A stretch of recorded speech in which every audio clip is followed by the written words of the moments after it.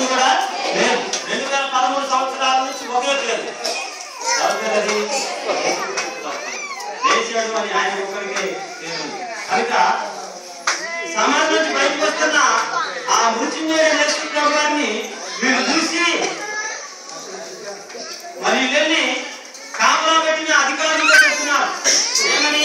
అయ్యా ఆ ఉన్నట్టుగా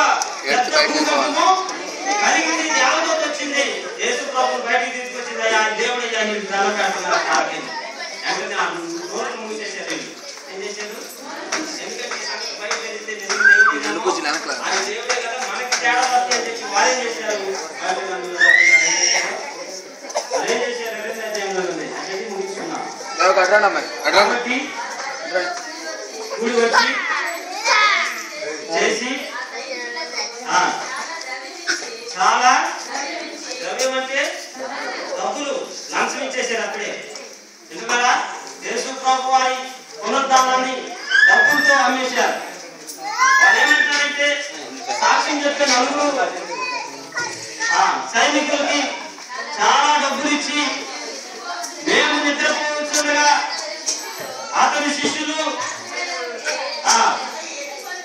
రాత్రి వేళ వచ్చి అతని శిష్యులు అతను ఎత్తుకుని ఇది రైతాన్ని కూడా చెప్పండి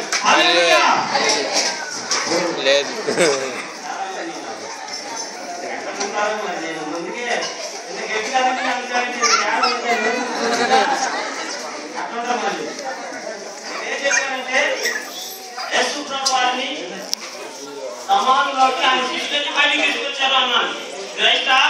కాదయ్యా ఆ శిష్యులు బయటికి తీసుకొచ్చి శవమైన యేసు ప్రభు వారిని సజీవ లెక్కలో పరలోకం నుండి దేవుని దూత వచ్చి బయటికి అయితే దాన్ని ఎలా మారుస్తున్నారు? డబ్బులు స్త్రీలు మేము నిద్ర పోవచ్చు ఉండగా చూడండి బైబిల్లో రాసిన మాట. మేము నిద్ర పోవచ్చు ఉండగా ఆయన శిష్యులు వచ్చి ఆయన ఎత్తుకొని పోయినని చెప్పండి. ఒకవేళ ఈ విషయం విరాజ్కి గవర్నమెంట్ అధికారులకు తెలిసి మిమ్మల్ని ఏమైనా చేశారంటే అధికారులతో మేము మాట్లాడుకుంటామన్నా అధికారులతో మేము ఖచ్చితంగా లంచాలనే చేసుకుంటాము, మోసాలనే చేసుకుంటాము.